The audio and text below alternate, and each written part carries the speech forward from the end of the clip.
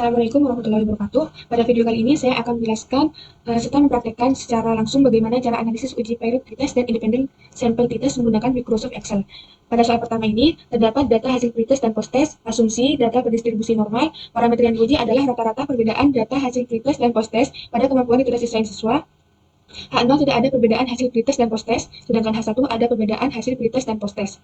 Taraf kepercayaannya 95%, artinya taraf signifikan 0,05. Di sini menggunakan uji T berpasangan seperti pada data pretest dan post-test ini, di mana nanti hasilnya kita bandingkan dengan T-tabel atau menggunakan p-value ini. Langsung saja kita uji T statistiknya. Untuk analisisnya kita klik data. Di sini terdapat data analisis di pojok kanan atas, kita klik. Nah, di sini kita pilih pretest paired to sample form means, kita klik OK. Nah, di sini terdapat variabel 1. Variabel 1 kita pilih pretest dan sampai ke bawah. Untuk variabel kedua, kita pilih post-test. Nah, untuk label di sini kita centang untuk menampilkan judul pretest dan post-test tadi. Di sini terdapat output option, di mana new workbook itu nanti hasilnya terdapat pada file Excel lain, sedangkan new worksheet nanti terdapat pada worksheet 2 ini. Dan kita pakai output range, di mana data hasilnya nanti terdapat pada file ini. Kita klik sini, di sini kosongkan saja tidak apa-apa, kita klik OK. Nah, di sini sudah tampil hasil analisis berpasangannya. Nah, di sini T-stat kita sebut dengan T-hitung. Sedangkan T-critical to T kita sebut dengan T-tabel. Nah, langsung saja kita lihat sini. Jika min T-tabel lebih kecil daripada T-hitung, min T-tabel sebut ini min 2.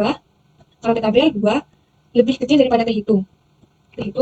Nah, di sini min 2 lebih kecil daripada min hitung itu salah. Di sini min 2 lebih besar daripada min 6. Jadi, otomatis sudah jelas bukan memenuhi kondisi yang pertama ini. Otomatis memenuhi kondisi yang kedua ini. Nah, kondisi kedua ini terdapat lebih dari dan kurang dari. Di sini T-hitungnya kurang dari min T-tabel. Jadi, pada kondisi kedua ini yang terpenuhi, maka kita tolak H0 atau terima H1. Sini kita tulis, karena T-hitung lebih kecil dari min T-tabel, maka H1, maka tolak H0 alias H1 alias terima H1. Nah, bagaimana memutuskan ujiannya menggunakan p-value? Kita lihat sini, T-nya. Di sini terdapat 6,8801 E. E tersebut merupakan pangkat, di mana kalau dipangkatkan itu hasilnya 0,0006,88. Sini kita lihat, jika p-value di sini terlihat 0,006 itu lebih kecil dari 0,05.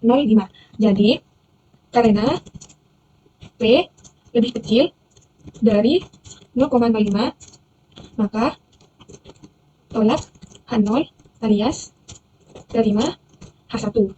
Nah, di sini sama dengan menggunakan T-tabel tadi. Jadi kesimpulannya, di sini H1 yang diterima berarti ada perbedaan hasil pretest dan post-test. Kesimpulannya, ada perbedaan hasil pretest dan post-test. Nah, sekarang kita beralih pada soal kedua. Di sini terdapat data hasil belajar siswa dengan code sketchbook. Asumsi data berdistribusi normal, parameter yang diuji adalah rata-rata hasil menghafal dengan code sketchbook yaitu kontrol, dan tanpa code sketchbook yaitu eksperimen. Nah, di sini H0 tidak ada perbedaan hasil menghafal dengan code sketchbook dan tanpa code sketchbook. H1 ada perbedaan hasil menghafal dengan code sketchbook dan tanpa code sketchbook. Taraf kepercayaannya 95%, artinya taraf signifikan 0,05. Di sini menggunakan uji T independen. Nah, sebelum kita uji T independen, kita pastikan dulu apakah data sampel tersebut homogen atau tidak dengan menggunakan uji homogenitas. Nah, uji homogenitas itu menggunakan uji F. Nah, pada uji F, jika F lebih kecil daripada F tabel, maka H0 diterima atau homogen. Sebaliknya, jika F lebih besar daripada F tabel, maka H0 ditolak atau tidak homogen. Nah, bisa juga menggunakan dengan p-value dibandingkan dengan alfanya, yaitu 0,05 tadi. Nah, prinsip dari uji F yaitu varian terbesar dibagi dengan varian terkecil. Sedangkan pada Excel, variabel 1 disebut dengan pembilang dan variabel 2 disebut dengan penyebut. Jadi kita pastikan dulu dari dua data ini mana varian terbesar dan mana varian terkecil. Yang terbesar kita jadikan variabel 1, dan yang terkecil kita jadikan variabel 2. Jadi kita coba dulu variansinya. Sini kita cari variansinya, variansi. Nah, kita menggunakan rumus sama dengan var UTS kurung var, kita tarik ke bawah. Wah, sebentar. Menggunakan var UTS kurung. Nah, var TS kurung. Nah, Di sini variansi kontrolnya yaitu 7,4, sedangkan variansi eksperimen yaitu 8,6. Jadi variabel 1 yang terbesar yaitu eksperimen, dan variabel 2 yaitu kontrol. Nah, sekarang bagaimana cara masukkan variabel 1 sama variabel 2-nya? Yaitu sama seperti soal 1 tadi. Mana kita klik data, data analisis, lalu kita pilih uji F, test to sample for variance, klik OK. Nah, di sini variabel 1, ini variansi yang terbesar yaitu eksperimen. Nah, eksperimen, sedangkan variabel 2-nya yaitu kontrol.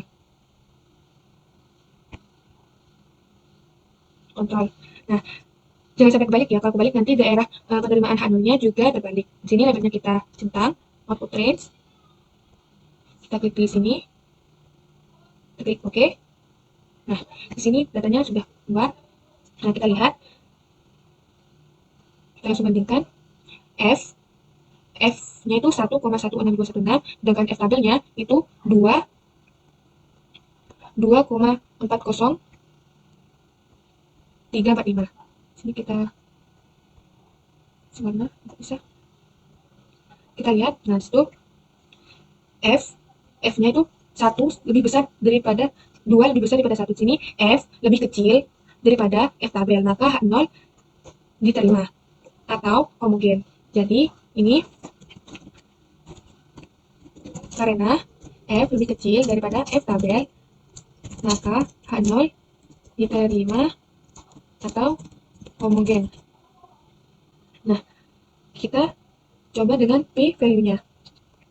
Sini P-nya itu 0,38, sedangkan alfanya 0,05. Jadi lebih besar P value-nya. Sini kita lihat, P value lebih besar daripada alfa, maka H0 diterima. Jadi sama ya. Karena P lebih besar daripada 0,05, maka H0 diterima atau homogen. Nah, homogen. Jadi dengan F maupun alfa sama-sama menghasilkan H0 diterima, yang artinya homogen. Nah, kalau sudah homogen, kita bisa melakukan uji T independen.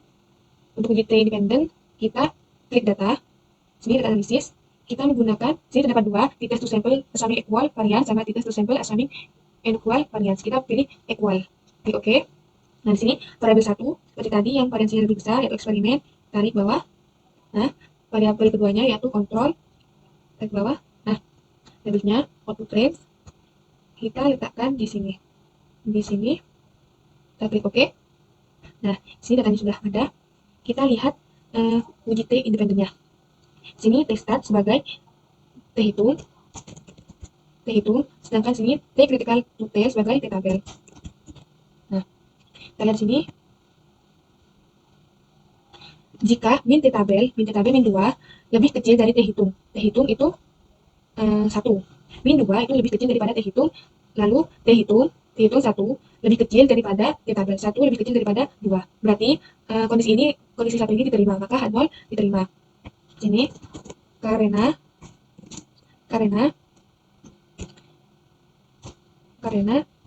min T tabel lebih kecil dari T hitung, lalu T hitung lebih kecil daripada T tabel, maka terima H0. Sekarang kita lihat dengan P value-nya. Di sini P-nya 0,32.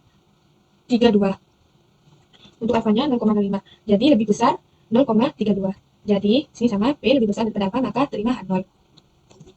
Karena P lebih besar daripada 0,05, maka terima H0. Nah, di sini sudah menerima H0, jadi kesimpulannya tidak ada perbedaan hasil menghafal dengan Pocket-Book dan tanpa Pocket-Book. Ini kesimpulannya